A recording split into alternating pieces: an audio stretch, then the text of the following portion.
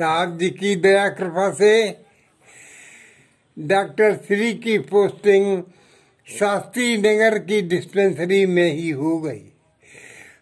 साहब ने सुनीति जी से कहा कि सुनिधि तुम ऑल इंडिया रेडियो की सर्विस छोड़ दो और हम ही तुम्हारे गाने सुना करेंगे।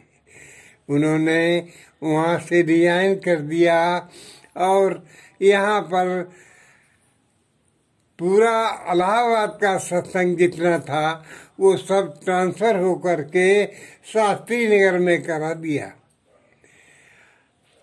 बद्री प्रसाद बाबू दादाजी हम कहते थे उनको, वो हमारे LIC के ब्रांच मैनेजर होकर के हमारी ही ब्रांच में पोस्टिंग हो गई। ज्ञानचंद वर्मा, जयराम सिंह परियार, भगवान सिंह और ये जयकरण सिंह सब कानपुर आ गए। तो जब वो सुनाया करती थी गाना, रात भर हम लोग बैठे रहते थे और ये भूल जाते थे कि कितनी रात हो गई है। सुबह जब चपरासी आता था और कहता था कि साहब भीड़ लग गई है वहाँ पर, तब हम लोगों की तंद्रा टूटती थी। तब आप लोग अपने अपने ऑफिस वगैरह चले जाते थे। तो उन्हीं की दया कृपा और करुणा रहमत से हमारा शास्त्री नगर का सत्संग दिनों दिन चलता रहा। साहब ने 3 दिन का प्रोग्राम रख दिया कि शास्त्री नगर में ही सत्संग और पूजा हुआ करेगी।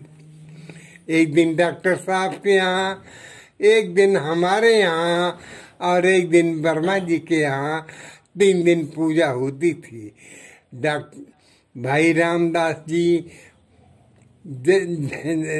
जीएन भाई साहब, तिवारी जी, आजाद भाई साहब, ये भी सब लोग आ जाया करते थे।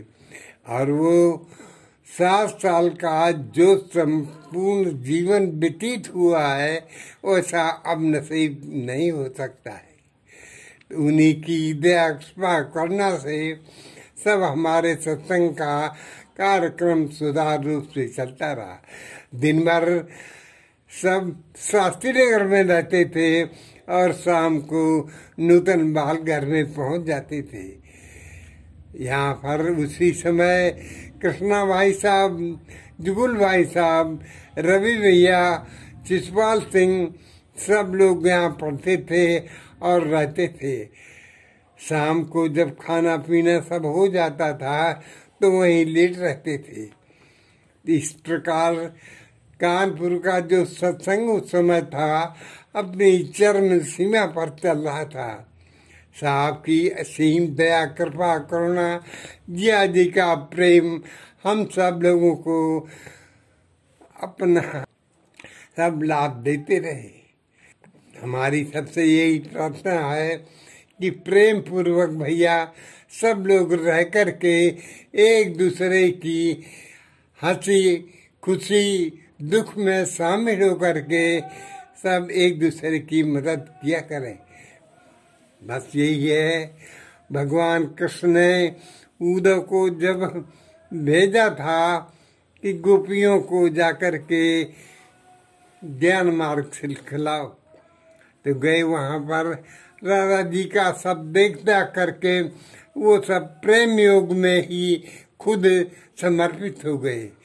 तो प्रेम ही एक ऐसी चीज है कि कंचन तजना सरल है, सरल त्रिया काने, अब मान बढ़ाई ईर्षा तजना दुर्लभ ये। साहब कहा करते थे कि प्रेम की ही वजह से महाभारत युद्ध हुआ, रामायण का और युद्ध हुआ, और विश्व युद्ध भी इसी वजह से हुआ। उस प्रेम की कमी की वजह से ही ये सब युद्ध हुए। तो साहब ने ज्यादा जोर दे कर के यही कहा था कि वे सब प्रेम पूर्वक रहा करो, और उनकी दया कृपा करना निरंतर बरसती रही। बचपन पढ़ने लिखने में गुजर गया, साहब घर पर ही रहते थे। मास्टर साहब पढ़ते प्राइमरी स्कूल दरवाजे पर ही घर में लगता था, और दिन भर पढ़ते थे, और शाम को वो हमारा एक तख्त पे आसन लगा देते थे और रामायण हम कहा करते थे, और साहब और ये सब लोग मास्टर साहब उसकी विवेचना कर दिया करते। दशाचार्य ही में मैंने 3-4 बार महाभारत रामायण सब साहब को सबको सुनाया करते थे। गांव के खास लोग आ जाया करते थे और सब सुना करते थे। तो इस तरह से बचपन वहाँ गुजर गया। फिर यहाँ पर आकर के जब तक हमने पढ़ा, साहब ने जब तक सर्विस की तब तक हमने पढ़ लिख करके हमने भी एम.कॉम कर दिया। एम.कॉम प्रीवियस में हमारी नौकरी लग गई, और तब तक साहब नौकरी छोड़ करके शीशामऊ में आकर के रहने लगे। एक दिन हमको मालूम हुआ कि साहब घर पर है। हम घर पे गए, तीनों जने टहलते हुए चले आ रहे थे। साहब ने कहा कि अब तो हम भी कानपुर आ गए हैं, तुम भी वहीं शीशामऊ में पेशकार साहब की बिल्डिंग में शाम को आ जाया करो। तो दादाजी वहीं पर गोस्वामी जी में रहते थे, उसी में रहते थे।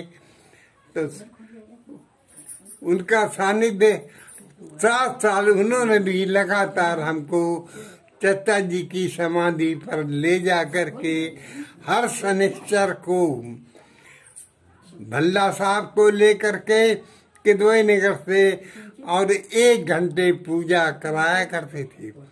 7 साल तक लगातार बिना की नागा के हर शनिश्चर को उन्होंने हमको उधर इस अध्यात्म के क्षेत्र में बढ़ाया, और साहब से कहा कि अब ये ठीक है। ये साहब की उसी समय तबीयत खराब हो गई, तो जिया जी ने हमारी 1 महीने की ड्यूटी वहीं पर पेशकार साहब की बिल्डिंग में लगा दी। हम शाम को ऑफिस करके आते थे और शाम को वहीं जा करके वहीं दरवाजे के पास लेट रहते थे। हमें दुख लगता है कि हम दिन में थके रहते थे, सो जाते थे, तो बजाय साहब लोगों को किवाड़ खोलने के लिए साहब खुद जाया करते थे और हम सोते रहते थे। हमारे ऊपर सर्दियों वगैरह में चादर उड़ा जाया करते थे, तो जिस काम के लिए हमको लगाया गया था वो काम सब हो जाया करता था। 1 महीने बाद जिया जी ने कहा कि कल तुम स्कूल ऑफिस जाने के पहले नहा धो करके यहीं आ जाना। हम वैसे जैसा करते थे, कहते थे, वो जिया कहती थी वैसे ही करते थे। हम वहाँ पहुँच गए, ये भी नहीं जानते थे कि क्या होता है, कैसे। साहब ने हमको बैठाला, पूजा सिखाई उसी दिन, और 3 घंटे तक हम बराबर लगातार उसी तंद्रा में बैठे रहे।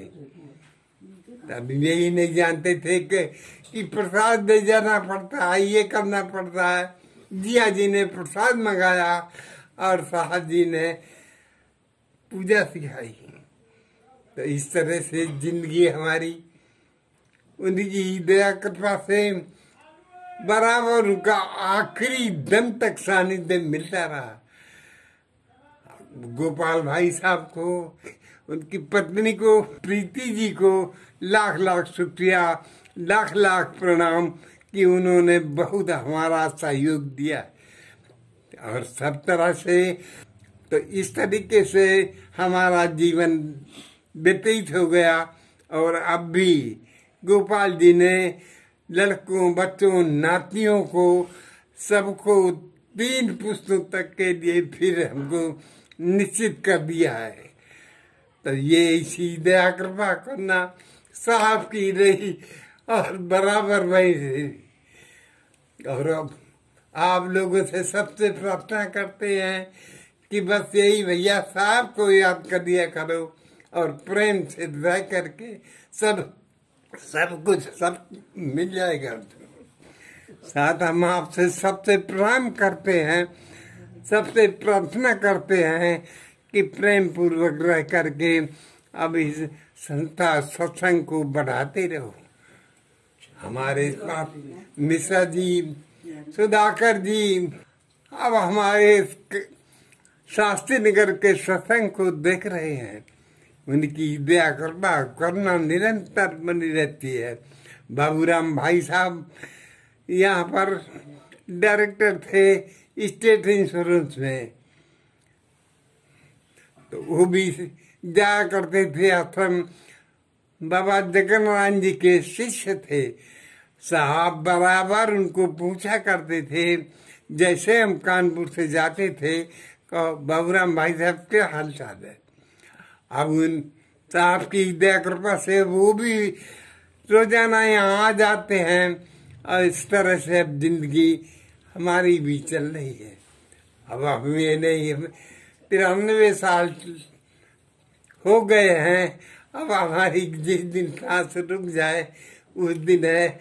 आप लोगों से सबसे याचना प्रार्थना विनती है कि हमारे सारे दृढ़ों को दूर क्षमा कर देना। और सबसे याचना प्रार्थना विनती है कि साहब को याद कर दिया करो। बस यही हमारी प्रार्थना।